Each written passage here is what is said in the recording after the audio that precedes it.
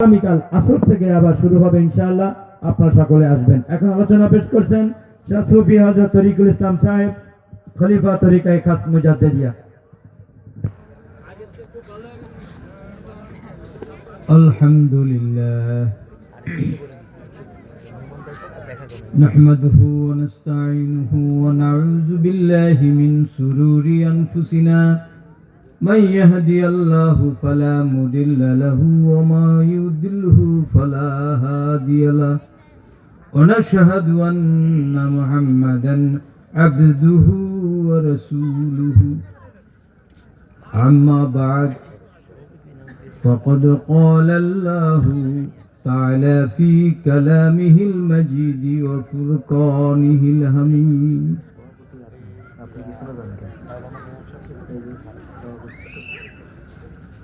يوم لا ينفع مال ولا بنون إلا من أتى الله بقلب سليم। সম্মানিত উপস্থিতি, আজকে রহিমনগরে এই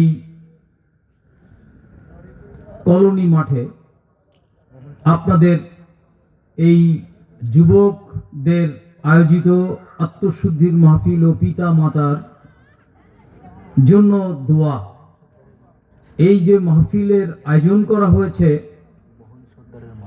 মোহন সর্দারের মাঠ, আমার জানা ছিল না।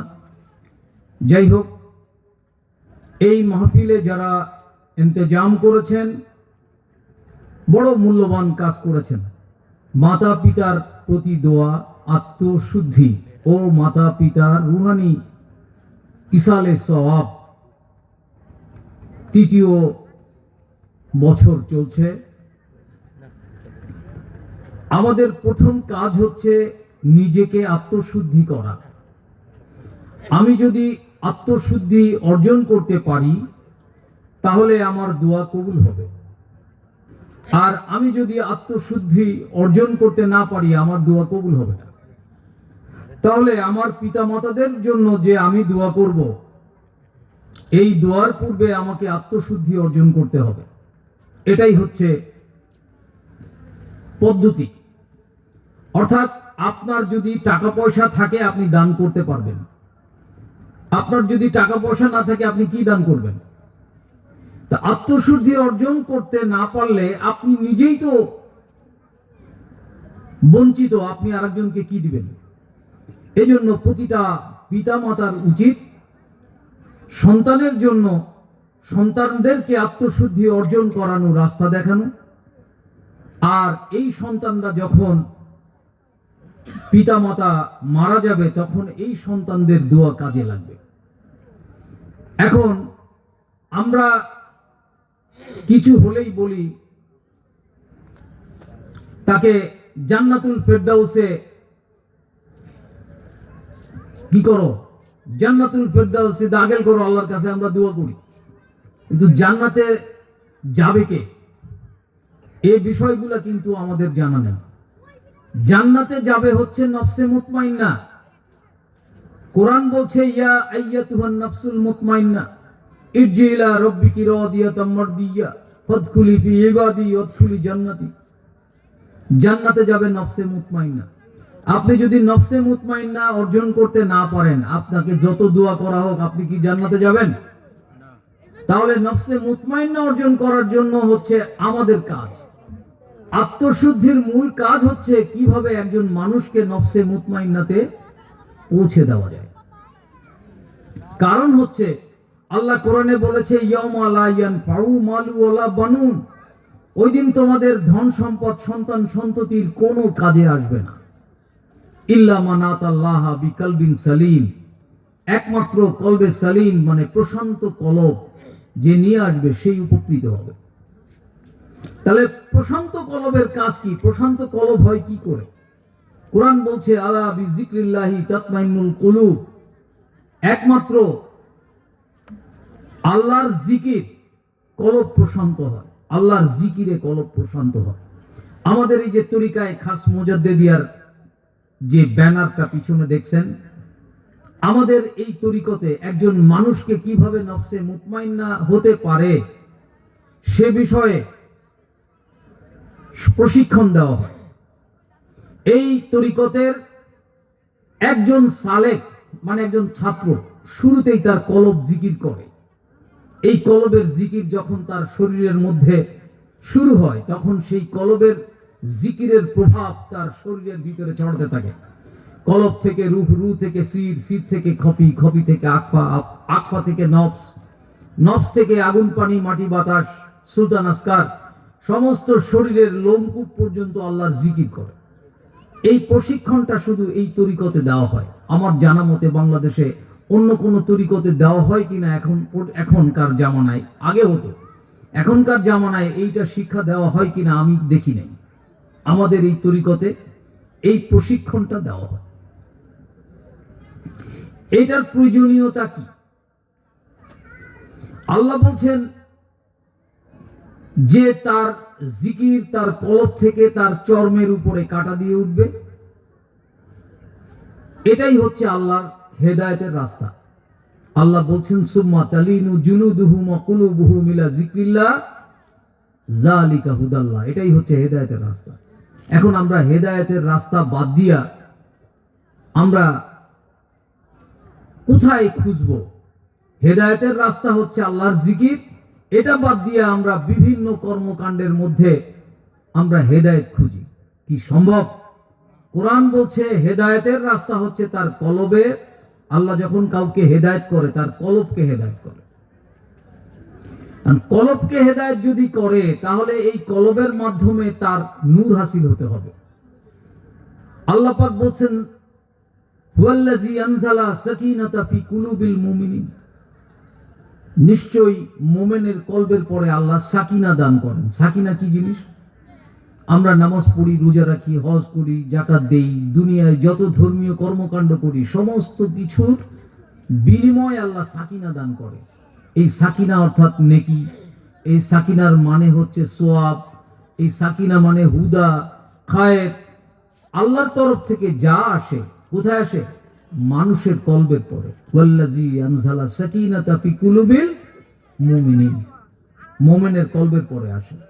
যখন এই কলবের পরে সাকিনা দান করে তখন এটা উপলব্ধির বিষয়, বোঝা যায়। যারা জিন্দা কলবি তারা বুঝতে পারে যে তাদের কলবের পরে আল্লাহর তরফ থেকে সাকিনা নাজিল হচ্ছে এবং সে উৎসাহিত হয়, সে এটার পিছনে লেগে থাকে। তার কারণ হচ্ছে এই কলবের মাধ্যমে আল্লাহর তরফ থেকে নূর নাজিল হয়। আল্লাহ পাক বলেছেন কদ জাআকুম মিনাল্লাহি নূরুন ওয়া কিতাবুম মুবিন। নিশ্চয়ই আল্লাহর তরফ থেকে আসছে একটা কিতাব। আগে আসছে নূর, তারপর আসছে কিতাব। এই কলবের পরে নূর আসার কারণে শরীরের মধ্যে প্রকম্পিত হয়, নূরের চাপ তাপ অনুভূত হয়। এই সমস্ত কারণে তার ঈমান বৃদ্ধি পায়, ঈমান বাড়ে কমে সে বুঝতে পারে। এই যে প্র্যাকটিক্যালি আপনার গায়ে জ্বর আসে কি নাই দেখার জন্য কি লাগে? থার্মোমিটার। থার্মোমিটার দিলেই আপনি বুঝতে পারবেন আপনার গায়ে জ্বর উঠছে কি উঠেনি। তো ঠিক তদ্রূপ একজন মোমেন তার কলব যখন আল্লাহর স্মরণ করে, আল্লাহর তরফ থেকে নূর আসে, এই নূরের চাপ তাপ অনুভব করে। এটা হচ্ছে প্র্যাকটিক্যাল ঈমানদার যারা মোমেন, তাদের কলবের পরে আল্লাহর তরফ থেকে যা কিছু নাজিল হয় সে সেটা বুঝতে পারে। আর যদি মোমেন না হয়, যদি কলবে শয়তান থাকে, আপনার প্রতিপক্ষকে ইন্নাশ শাইতানা লাকুম আদুউম মুবিন, নিশ্চয়ই শয়তান হচ্ছে মানুষের প্রকাশ্য শত্রু। তাহলে শত্রুর সাথে যদি যুদ্ধ করতে হয় তাহলে শত্রুর অবস্থান চিনতে হবে।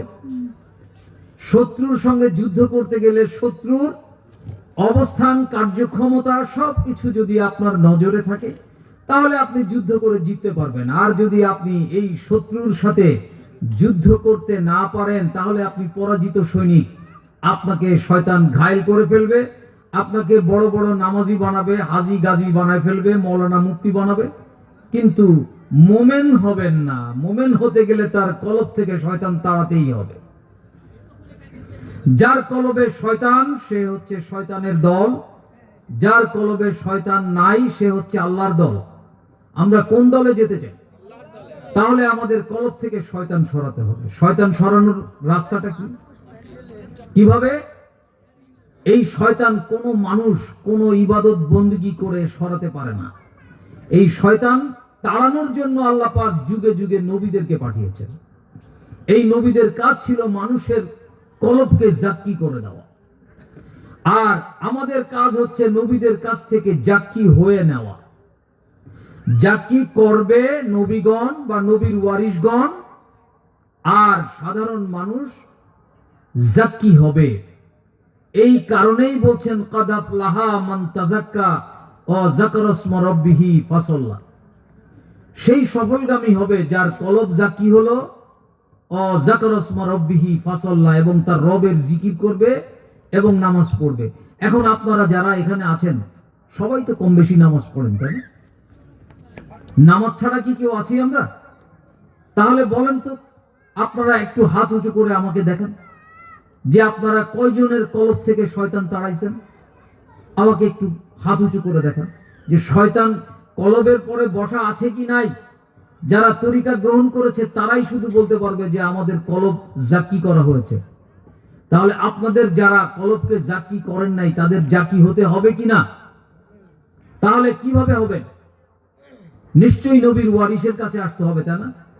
এখন নবীর ওয়ারিস হিসাবে আপনি যাদেরকে দেখছেন, হাজী গাজী মৌলানা মুফতি, এনারা যদি কলবের জাক্কি করতে পারেন আলহামদুলিল্লাহ, যদি উনারা করতে না পারেন তাহলে কি উনি নবীর ওয়ারিস? বলেন। কারণ নবীর ওয়ারিস হতে গেলে তার 5টা বৈশিষ্ট্য থাকতে হবে। আল্লাহ পাক কোরআনের মধ্যে বলেছেন সূরা বাকারার 151 নম্বর আয়াতে, কামা আরসালনা ফিকুম রাসূলাম মিনকুম ইয়াতলু আলাইকুম আয়াতিনা ওয়া ইউযাক্কিকুম ওয়া ইউআল্লিমুকুমুল কিতাবা ওয়াল হিকমা ওয়া ইউআল্লিমুকুম মা লাম তাকুনু তা'লামুন। নবীর কয়টা বৈশিষ্ট্য ছিল? 5টা। এই 5টা বৈশিষ্ট্যের প্রথম হচ্ছে ইয়াতলু আলাইকুম আয়াতিনা, তোমাদের সামনে আমার নিদর্শন প্রকাশ করবে, অথবা তোমাদের সামনে কোরআন থেকে তেলাওয়াত করবে, যদিও এখানে কোরআন লেখা নাই। এরপরে বলছেন তোমাদেরকে জাক্কি করবেন, এরপরে বলছেন তোমাদেরকে কিতাব শিক্ষা দিবেন, এখানে কোরআনের শিক্ষা আছে। এরপরে বলছেন হিকমা, হিকমা হচ্ছে প্রজ্ঞা, এমন একটা জ্ঞান কৌশল শিক্ষা দিবেন। এরপরে বলছেন ওয়া ইউআল্লিমুকুম মা লাম তাকুনু তা'লামুন, এমন একটা জ্ঞান শিক্ষা দিবেন যে জ্ঞান তোমাদের কাছে পূর্বে ছিল না। মানুষের কাছে যে জ্ঞান আছে, এই জ্ঞান আর নবীর জ্ঞানের মধ্যে পার্থক্য আছে কি নাই? নবীর কাছে যে জ্ঞান আছে সেই জ্ঞানটার নাম হচ্ছে ইলমে লাদুনী, বিশেষ জ্ঞান যা মানুষের কাছে নাই, এমন একটা জ্ঞান শিক্ষা দিবেন। তাহলে এই 5টা বৈশিষ্ট্য সম্পন্ন যিনি ব্যক্তি তিনি হচ্ছেন নবীর ওয়ারিস। এর বাইরে কি নবীর ওয়ারিস আছে? ওখানে কোন মৌলানা মুফতি মুহাদ্দিসের নাম উল্লেখ করা আছে? কোন হাজী গাজী চেয়ারম্যান, কোন দেশের রাষ্ট্রপতি? তাহলে নবীর ওয়ারিসরা ভিন্ন। নবীর ওয়ারিস আর সাধারণ আলেম এক নয়। সাধারণ আলেমরা মাদ্রাসা থেকে যে শিক্ষা গ্রহণ করে তারা আমাদের বাংলা ভাষায় আমরা কথা বলি, বাংলা ভাষায় লেখাপড়া করি। আমাকে ইংলিশ শিখতে হবে, নাইলে আরবি শিখতে হবে, কোন একটা ল্যাঙ্গুয়েজ ভাষা শিখতে হবে। সেই ভাষার মধ্যে আরবি একটা ভাষা, যেহেতু কোরআন আরবি ভাষা, সেহেতু আমাকে কোরআন শিক্ষা করতে হচ্ছে নামাজ পড়ার জন্য। এখন নামাজ পড়তে গেলে আমাকে আরবি শিখতে হবে, আরবির মাখরাজ শিখতে হবে। এগুলা যদি আমি না শিখি তাহলে কি আমি নামাজ পড়তে পারবো? তাহলে আমাদেরকে এই আরবি যেমন শিখতে হবে, তদ্রূপ আমাদেরকে ইলমে লাদুনী শিখতে হবে, জাক্কি করাতে হবে, এবং কিতাব প্রজ্ঞা, এই 5টা জিনিস কার কাছ থেকে শিখতে হবে? নবীর ওয়ারিসের কাছ থেকে, নাকি? এখন যদি কোনো নবীর ওয়ারিস আপনার সামনে কোরআন তেলাওয়াত করতে পারে কিন্তু আপনাকে পরিশুদ্ধ করতে পারে না, আপনাকে কিতাব শিক্ষা দিতে পারে কিন্তু কোনো কৌশল শিখাতে পারে না, আপনাকে সাধারণ জ্ঞান শিক্ষা দেয় কিন্তু এমন একটা জ্ঞান শিক্ষা দিবে যে জ্ঞান তোমার কাছে পূর্বে ছিল না, সেই জ্ঞান তাদের কাছে নাই, তাহলে এমন যদি কোনো আলেম আপনার কাছে এসে নবীর ওয়ারিস দাবি করে, আপনি কি সেটা গ্রহণ করবেন? আপনার সন্তান নয়, অথচ আপনার কাছে যে যদি বলে যে আমি আপনার ওয়ারিশ, আপনার সমস্ত সম্পদ আমার প্রয়োজন, এটা কি পার্থিব জগতে নেওয়া সম্ভব? কারণ হচ্ছে ওয়ারিশ হওয়ার কিছু বৈশিষ্ট্য থাকে, সেই বৈশিষ্ট্য তাকে থাকতে হবে, তার থাকতে হবে নাকি? তাহলে আমাদের নবীর ওয়ারিশ হওয়ার যে 5টা বৈশিষ্ট্য, এই বৈশিষ্ট্য সম্পন্ন ব্যক্তিরাই হচ্ছে আলেম, নবীর ওয়ারিশ। এই তরিকায় মুজাদ্দিদিয়ায় যারা খলিফা, তাদের প্রত্যেকের এই 5টা বৈশিষ্ট্য আছে। কম বেশি হতে পারে, কিন্তু বৈশিষ্ট্য আছে, যার জন্য তাদের কাছে বায়াত নিলে আপনার উপকার হবে কি, আপনার কলবটা জিকির করবে, আপনি বুঝতে পারবেন। এবং এই কলবটা জিকির করলে আপনার লাভ কি? আপনার লাভ, পূর্বের বক্তারা অনেকেই বলেছে, মান রব্বুকা, মান নাবিয়ুকা, মান দীনুকা, এই প্রশ্ন কিন্তু আপনার কবরে করা হবে। আপনার কলব যদি জিকির করে, আর এই জিকিররত অবস্থায় যদি আপনি মারা যান, তাহলে আপনার এই মান রব্বুকা, মান নাবিয়ুকা, মান দীনুকা, এই 3টা প্রশ্নের উত্তর দিতে কোনো কষ্ট হবে না। কারণ আপনার কলব জিকির হচ্ছে। এই জিকির হওয়ার কারণে কি হবে?